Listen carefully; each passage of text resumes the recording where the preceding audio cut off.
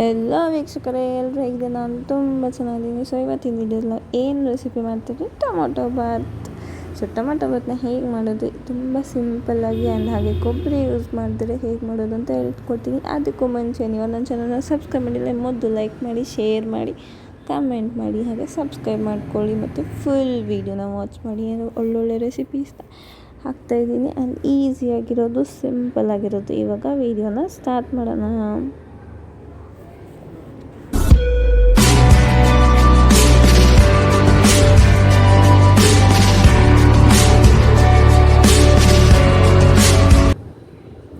ಇದಕ್ಕೆ ಬೇಕಾಗಿರೋ ಐಟಮ್ಸ್ ಏನೇನು ಅಂತಂದರೆ ಟೊಮೊಟೊ ಮತ್ತು ಈರುಳ್ಳಿ ಮತ್ತು ಬೆಳ್ಳುಳ್ಳಿ. ಟೊಮೊಟೊ ಒಂದು 6ರಿಂದ 7 ಟೊಮೊಟೊ ತೊಗೋಬೇಕು. ಹಾಗೆ 2 ಈರುಳ್ಳಿ ಮತ್ತು 1 ಬೆಳ್ಳುಳ್ಳಿನ ಸುಲ್ಲಿ ನೀಟಾಗಿ ಸಣ್ಣ ಕಟ್ ಮಾಡಿ ಇಟ್ಕೊಬೇಕು. ಸೊ ಟೊಮೊಟೊ ಬಾತ್ಗೆ ಮೇಯ್ನಾಗಿ ಇಂಗ್ರೀಡಿಯೆಂಟ್ ಏನು ಅಂತಂದರೆ ಟೊಮೊಟೊನೇ. ಸೊ ಟೊಮೊಟೊ ಅನ್ನೋದು ಜಾಸ್ತಿ ಹಾಕಿದ್ರೆ ಟೇಸ್ಟ್ ಏನು ಬರೋದು, ಅದಕ್ಕೋಸ್ಕರ ಟೊಮೊಟೊ ಅನ್ನೋದು ಜಾಸ್ತಿ ಹಾಕ್ಕೋಬೇಕು.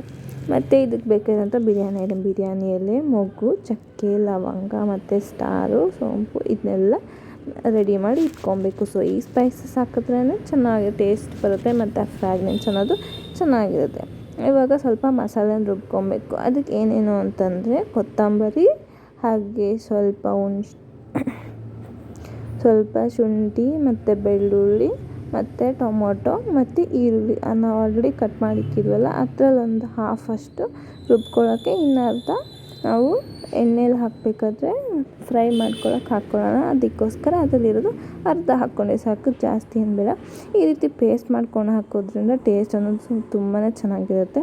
ಇಲ್ಲಿ ನಾನು ಯಾವುದೇ ರೀತಿಯಾಗಿ ಕೊಬ್ಬರಿ ಆಗಿರ್ಬೋದು ಅಥವಾ ಮಸಾಲೆ ಆಗಿರ್ಬೋದು ಏನೂ ಯೂಸ್ ಮಾಡ್ತಾಯಿಲ್ಲ. ನಾನು ತುಂಬಾ ಲೈಟಾಗಿರೋ ಮಸಾಲೆನ ಯೂಸ್ ಮಾಡೋದು, ಜಾಸ್ತಿ ಹೆವಿ ಮಸಾಲೆ ಕೂಡ ಹಾಕ್ತಾಯಿಲ್ಲ. ಯಾಕಂದರೆ ಹೆವಿ ಮಸಾಲೆ ಹಾಕೋದ್ರಿಂದ ತುಂಬಾ ಟೈಮ್ ತೊಗೊಳುತ್ತೆ ಮಾಡೋದಕ್ಕೆ. ಅದಕ್ಕೋಸ್ಕರ ಈ ರೀತಿ ಬೆಳಗ್ಗೆ ಬ್ರೇಕ್ಫಾಸ್ಟ್ಗೆ ಬೇಗ ಮಾಡೋದಕ್ಕೋಸ್ಕರ ಇದೊಂದು ರೆಸಿಪಿ ಅಂತಲೇ ಹೇಳ್ಬೋದು. ಮತ್ತು ಮಾರ್ನಿಂಗ್ ಬ್ರೇಕ್ಫಾಸ್ಟ್ಗೆ ತುಂಬಾ ಚೆನ್ನಾಗಿರುತ್ತೆ ಮತ್ತು ಟೈಮ್ ಕೂಡ ನಿಮಗೆ ಸೇವ್ ಆಗುತ್ತೆ. ಇವಾಗ ಇದನ್ನು ತಿಕ್ ಪೇಸ್ಟಾಗಿ ಗ್ರೈಂಡ್ ಮಾಡ್ಕೊಳ್ಳೋಣ. ನೋಡಿದ್ರೆ ಇವಾಗ ಇದು ಪೇಸ್ಟ್ ಅನ್ನೋದು ರೆಡಿಯಾಗಿ ಹೋಗಿದೆ ನೋಡಿ. ಈ ರೀತಿ ತಿಕ್ಕಾಗಿ ಗಟ್ಟಿಯಾಗಿರಬೇಕು ಪೇಸ್ಟ್. ಯಾವಾಗಲೂ ನಾವು ಮಸಾಲೆ ಮಾಡಬೇಕಾದ್ರೆ ರುಬ್ಬಬೇಕಾದ್ರೆ ಯಾವಾಗಲೂ ಗಟ್ಟಿಯಾಗಿದ್ದರೆ ಚೆನ್ನಾಗಿರುತ್ತೆ. ಇವಾಗ ನೆಕ್ಸ್ಟ್ ಏನು ಮಾಡಬೇಕು ಅಂದರೆ ಸ್ಟವ್ ಆನ್ ಮಾಡಿಕೊಂಡು ಒಂದು ಪ್ಯಾನ್ ಇಟ್ಕೊಂಡು ಅದಕ್ಕೆ 4 to 5 ಟೇಬಲ್ ಸ್ಪೂನಷ್ಟು ಆಯಿಲನ್ನು ಹಾಕ್ಕೊಬೇಕು. ಈ ಆಯಿಲನ್ನು ಹಾಕಿ ಒಂದು ಸ್ವಲ್ಪ ಹೊತ್ತದು ಹೀಟ್ ಆಗಬೇಕು. ಇದಕ್ಕೆ ಜಾಸ್ತಿ ಆಯಿಲ್ ಕೂಡ ಏನು ಬೇಕಾಗಿಲ್ಲ, ಸೊ ಲೈಟಾಗಿ ಆಯಿಲ್ ಹಾಕ್ಕೊಂಡು ಸಾಕು. ಮತ್ತು ನಾವು ಆಲ್ರೆಡಿ ಇಟ್ಕೊಂಡಿರೋ ಬಿರಿಯಾನಿ ಸ್ಪೈಸಸ್ನ ಇದಕ್ಕೆ ಹಾಕ್ಕೊಬೇಕು. ಇದನ್ನು ಹಾಕಿ 1-2 ನಿಮಿಷ ಅಷ್ಟೇ, ಜಾಸ್ತಿ ಹೊತ್ತು ಇಕ್ಬಾರ್ದು, ಇಲ್ಲಾಂದರೆ ಸೀದೋಗಿಬಿಡುತ್ತೆ. ಅದಕ್ಕೋಸ್ಕರ ಜಾಸ್ತಿ ಹೊತ್ತು ಫ್ರೈ ಮಾಡಬಾರ್ದು, ಲೈಟಾಗಿ ಸ್ವಲ್ಪ ಹೊತ್ತು ಫ್ರೈ ಮಾಡಬೇಕು. ಮತ್ತು ಇದಕ್ಕೆ ಈರುಳ್ಳಿನ ಹಾಕ್ಕೊಬೇಕು. ನಾವು ಆಲ್ರೆಡಿ ಈರುಳ್ಳಿನ ಕಟ್ ಮಾಡಿದ್ವಲ್ಲ, ಸ್ವಲ್ಪನ ಮಸಾಲೆಗೆ ಹಾಕ್ಕೊಂಡು ಇನ್ನು ಸ್ವಲ್ಪ ಇಲ್ಲಿ ಒಗ್ಗರಣೆಗೆ ಹಾಕ್ಕೊಳ್ಳೋಕ್ಕೆ. ಅದಕ್ಕೋಸ್ಕರ 2 ಈರುಳ್ಳಿಲಿ 1 ಈರುಳ್ಳಿ ಗ್ರೈಂಡಿಂಗ್ ಆಯಿತು, ಇನ್ನೊಂದು ಈರುಳ್ಳಿ ಇಲ್ಲಿ ನಮಗೆ ಒಗ್ಗರಣೆಗೆ ಆಯಿತು. ಇದನ್ನು ಸ್ವಲ್ಪ ಚೆನ್ನಾಗಿ ಲೈಟ್ ಬ್ರೌನ್ ಕಲರ್ ಬರೋ ತನಕ ಚೆನ್ನಾಗಿ ಫ್ರೈ ಮಾಡ್ಕೊಬೇಕು. ಈ ಟೊಮೊಟೊ ಬಾತ್ ಅನ್ನೋದು ತುಂಬಾ ಯಮ್ಮಿ ಆ್ಯಂಡ್ ಟೇಸ್ಟಿಯಾಗಿರುತ್ತೆ ಮತ್ತು ಬೇಗ ಆಗೋಗುತ್ತೆ ಮತ್ತು ಸಖತ್ತಾಗಿರುತ್ತೆ. ಚಿಕ್ಕವರಿಂದ ದೊಡ್ಡವ್ರವರೆಗೂ ಪ್ಲೇಟಿಗೆ ಹಾಕ್ಬಿಟ್ರೆ ಫುಲ್ ಖಾಲಿ ಮಾಡ್ತಾರೆ, ಅಷ್ಟು ಚೆನ್ನಾಗಿರುತ್ತೆ. ಇವಾಗ ಟೊಮೊಟೊಸ್ ಹಾಕ್ಕೊಬೇಕು. ನಾವು ಆಲ್ರೆಡಿ ಕಟ್ ಮಾಡಿಕ್ಕಿರೋಲ್ಲ, ಸೊ 3 ಟೊಮೊಟೊಸನ್ನು ಹಾಕಬೇಕು. ಹಾಕಿ ಚೆನ್ನಾಗಿ ಫ್ರೈ ಆಗಬೇಕು. ಅದು ನೀಟಾಗಿ ಫ್ರೈ ಆಗಿ ತುಂಬ ಪಲ್ಪೆಲ್ಲ ಆಚೆ ಬರೋವರೆಗೂ ನೋಡಿ ಈ ರೀತಿ.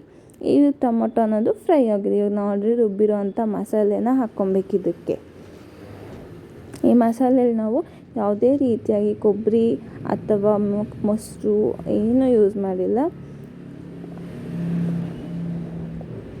ಈ ಮಸಾಲೆ ಅನ್ನೋದು ಸ್ವಲ್ಪ ಲೈಟ್ ವೆಯ್ಟಾಗಿರುತ್ತೆ. ಸೊ ಲೈಟಾಗಿರೋದ್ರಿಂದ ಜಾಸ್ತಿ ಹೆವಿಯೂ ಅನಿಸಲ್ಲ ಮತ್ತು ಚೆನ್ನಾಗೂ ಇರುತ್ತೆ ಬ್ರೇಕ್ಫಾಸ್ಟ್ಗೆ ಇದಕ್ಕೆ ಅಂತಲೇ ಹೇಳ್ಬೋದು. ಇಲ್ಲಿ ನಾನು 2 ಟೇಬಲ್ ಸ್ಪೂನಷ್ಟನ್ನು ಧನಿಯಾ ಪುಡಿ ಹಾಕ್ತಾಯಿದ್ದೀನಿ ಮತ್ತು ಖಾರದ ಪುಡಿ ಅನ್ನೋದು 1 ಸ್ಪೂನ್ ಹಾಕ್ತಾಯಿದ್ದೀನಿ. ಯಾಕಂದರೆ ನಾವು ಯೂಸ್ ಮಾಡೋಂಥ ಖಾರದ ಪುಡಿ, ಖಾರದ ಪುಡಿ ಬಂದು ತುಂಬಾ ಖಾರ ಇರುತ್ತೆ. ಅದಕ್ಕೋಸ್ಕರ ನಾನು ಖಾರದ ಪುಡಿಯನ್ನು ಕಮ್ಮಿ ಹಾಕೋದು. ಮತ್ತು ಇದಕ್ಕೆ 1/2 ಟೇಬಲ್ ಸ್ಪೂನಷ್ಟು ಗರಂ ಮಸಾಲ ಹಾಕ್ಕೊಬೇಕು ಮತ್ತು ಸ್ವಲ್ಪ ಚಿಟಿಕೆಯಷ್ಟು ಅರಿಶಿನ ಹಾಕ್ಕೊಬೇಕು. ಸೊ ಇದೆಲ್ಲ ಹಾಕಿ ಚೆನ್ನಾಗಿ ಮಿಕ್ಸ್ ಮಾಡಿಕೊಂಡ್ರೆ ನಮ್ಮ ಮಸಾಲೆ ಅನ್ನೋದು ಚೆನ್ನಾಗಿ ಫ್ರೈ ಆಗಬೇಕು. ಹಾಗಿದ್ರೆ ಟೇಸ್ಟ್ ಅನ್ನೋದು ಸಖತ್ತಾಗಿರುತ್ತೆ. ಫ್ರಾಗ್ರೆನ್ಸು ಅಷ್ಟೇ ಎಷ್ಟು ಚೆನ್ನಾಗಿ ಬರ್ತಿದೆ ಅಂದರೆ ಸೂಪರಾಗಿ ಬರ್ತಿದೆ ಅಂತ ಹೇಳ್ಬೋದು. ನೋಡಿದ್ರೆ ಎಷ್ಟು ಕಲರ್ಫುಲ್ಲಾಗಿ ಎಷ್ಟು ಸಖತ್ತಾಗಿ ಕಾಣಿಸ್ತಿದೆ ಅಂತ ನನಗಂತೂ ತುಂಬಾ ಇಷ್ಟ ಆಯಿತು. ಆ ಫ್ರಾಗ್ರೆನ್ಸ್ಗೆ ಯಾವಾಗ ಆಗುತ್ತೆ ಅಂತ ನಾನಂತೂ ವೆಯ್ಟ್ ಮಾಡ್ತಾಯಿದ್ದೆ. ನಿಜವಾಗ್ಲೂ ತುಂಬ ಎಷ್ಟು ಬೇಗ ಆಗೋಯ್ತು ಅಂದರೆ ಒಂದು 10-15 ಮಿನಿಟ್ಸಲ್ಲೇ ನಮ್ಮ ಟೊಮೊಟೊ ಬಾತ್ ಅನ್ನೋದು ಬೇಗನೆ ರೆಡಿ ಆಗೋಗುತ್ತೆ. ನೋಡಿ ಇವಾಗ ಮಸಾಲೆ ಅನ್ನೋದು ಚೆನ್ನಾಗಿ ಫ್ರೈ ಆಗ್ತಿದೆ. ಇದಕ್ಕೆ ಒಂದು ಸ್ವಲ್ಪ ಇವಾಗ ಅರಿಶಿನ ಆ್ಯಡ್ ಮಾಡ್ಕೊಳ್ಳಿ. ಅರಿಶಿನ ಆ್ಯಡ್ ಮಾಡ್ಕೊಳ್ಳೋದ್ರಿಂದ ಹೆಲ್ತ್ ಬೆನಿಫಿಟ್ಸ್ ಅನ್ನೋದು ತುಂಬಾ ಇದೆ. ಅದಕ್ಕೋಸ್ಕರ ಪ್ರತಿಯೊಂದು ಅಡುಗೆಯಲ್ಲಿ ಕೂಡ ಅಷ್ಟೇ ಸ್ವಲ್ಪ ಲೈಟಾಗಿ ಅರಿಶಿನ ಯೂಸ್ ಮಾಡ್ಕೊಳ್ಳಿ. ಅರಿಶಿನ ಯೂಸ್ ಮಾಡಿದ್ರೆ ಚೆನ್ನಾಗಿರುತ್ತೆ ಟೇಸ್ಟ್ ಅನ್ನೋದು. ಇವಾಗ ಮಸಾಲೆ ಅನ್ನೋದು ಚೆನ್ನಾಗಿ ಫ್ರೈ ಆಗ್ತಿದೆ. ಇದಕ್ಕೆ ನೀರನ್ನು ಹಾಕ್ಕೊಳ್ಳಿ. 1 ಕಪ್ ನೀರು ಹಾಕಿಬಿಟ್ಟು ಆಮೇಲೆ ನಾವಿಲ್ಲಿ ಅಕ್ಕಿ ಹಾಕ್ತೇವೆ. ನಾನಿಲ್ಲಿ 2 ವಾರಷ್ಟು ಅಕ್ಕಿನ ಹಾಕಿದ್ದೀನಿ. ಸೊ ನೀವು ನೋಡ್ಕೊಂಡು ಎಷ್ಟು ಬೇಕು ಅಂತ ಹಾಕ್ಕೊಳ್ಳಿ. ಸೊ 2 ನಾನು 6-7 ಗ್ಲಾಸಷ್ಟು ವಾಟರ್ನ ಹಾಕ್ಕೊತಾ ಇದ್ದೀನಿ. ಮತ್ತು ಜಾಸ್ತಿ ವಾಟರ್ನ ಹಾಕಕ್ಕೆ ಹೋಗ್ಬೇಡಿ, ಯಾಕಂದರೆ ಜಾಸ್ತಿ ವಾಟರ್ ಹಾಕಿದ್ರೆ ಟೊಮೊಟೊ ಬಾತ್ ಅನ್ನೋದು ಉದ್ರುದ್ರಾಗಲ್ಲ, ನುಣ್ಣಗೆ ಆಗಿಬಿಡುತ್ತೆ. ನಿಮಗೆ ಬೇಕು ಅಂತಂದರೆ ಇದಕ್ಕೆ ನಿಂಬೆಹಣ್ಣು ರಸ ಕೂಡ ಹಾಕ್ಬೋದು, ಟೇಸ್ಟ್ ಚೆನ್ನಾಗಿರುತ್ತೆ. ನಾನಿಲ್ಲಿ ನಿಂಬೆಹಣ್ಣು ರಸ ಹಾಕ್ತಿಲ್ಲ, ಯಾಕಂದರೆ ಹುಳಿ ಬರುತ್ತೆ ಅಂತ ಹಾಕ್ತಿಲ್ಲ. ನಿಮಗೆ ಬೇಕು ಇಷ್ಟ ಆಗುತ್ತೆ ಹುಳಿ ಅಂತಂದರೆ ನೀವು ಹಾಕ್ಕೋಬೋದು. ಮತ್ತು ಇದಕ್ಕೆ ಇಲ್ಲಿ 1 ಟೇಬಲ್ ಸ್ಪೂನಷ್ಟು ಉಪ್ಪನ್ನು ಹಾಕಿ ಚೆನ್ನಾಗಿ ಮಿಕ್ಸ್ ಮಾಡ್ಕೊಬೇಕು. ನೋಡಿದ್ರೆ ಸ್ಮೆಲ್ ಅಂತೂ ಎಷ್ಟು ಸಖತ್ತಾಗಿ ಬರ್ತಿದೆ. ನೋಡಿ ಎಷ್ಟು ಕಲರ್ಫುಲ್ಲಾಗಿದೆ. ಇನ್ನು ಇದು ರೆಡಿ ಆದರೆ ಯಾವ ರೀತಿ ಇರುತ್ತೆ ನೋಡಿ. ಇವಾಗ ಇದಕ್ಕೆ ಉಪ್ಪನ್ನು ಹಾಕ್ಕೊಂಡೆ, 1 ಸ್ಪೂನು ಉಪ್ಪನ್ನು ಹಾಕಿ ಮತ್ತೆ ಇನ್ನೊಂದು ಸರ್ತಿ ಚೆನ್ನಾಗಿ ಮಿಕ್ಸ್ ಮಾಡಿದರೆ ಒಂದು 10 ನಿಮಿಷ ಸ್ಲಿಮ್ ಫ್ಲೇಮಲ್ಲಿ ಇಕ್ಕರೆ ನಮ್ಮ ಟೊಮೊಟೊ ಬಾತ್ ಅನ್ನೋದು ಬಿಸಿಯಾಗಿ ಯಮ್ಮಿ ಆ್ಯಂಡ್ ಟೇಸ್ಟಿ ಡಿಲೀಷಿಯಸ್ ಆಗಿ ನಿಜವಾಗ್ಲೂ ಬ್ರೇಕ್ಫಾಸ್ಟ್ಗಂತೂ ಬೇಗ ಆಗೋಗುತ್ತೆ. ಮತ್ತು ಜಾಸ್ತಿ ಸ್ಪೈಸಸ್ ಇರಲ್ಲ ಮತ್ತು ಮಸಾಲೆನೂ ಇರಲ್ಲ, ತುಂಬಾ ಲೈಟ್ ವೆಯ್ಟಾಗಿರುತ್ತೆ ಅಂತಲೇ ಹೇಳ್ಬಿಟ್ಟು.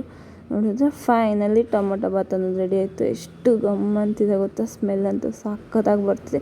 ಬಿಸಿಯಾಗಿ ಸರ್ವ್ ಮಾಡಿಕೊಂಡು ತಿಂತಾ ಇದ್ದರೆ ನಿಜವಾಗ್ಲೂ ಸಖತ್ತಾಗಿರುತ್ತೆ. ನೀವು ಇದಕ್ಕೆ ಮೊಸರು ಬಜ್ಜಿ ಕೂಡ ಮಾಡ್ಕೊಬೋದು, ಇಲ್ಲ ಆನಿಯನ್ಸ್ ಜೊತೆನೂ ತಿಂದ್ರೂ ಸಖತ್ತಾಗಿರುತ್ತೆ. ಮಾತ್ರ ಸೂಪರ್ ಟೇಸ್ಟಿ ಆ್ಯಂಡ್ ಯಮ್ಮಿಯಾಗಿರುತ್ತೆ. ನೀವು ಕೂಡ ಮಿಸ್ ಮಾಡಿದರೆ ಈ ರೆಸಿಪಿನ ಮನೇಲಿ ಟ್ರೈ ಮಾಡಿ.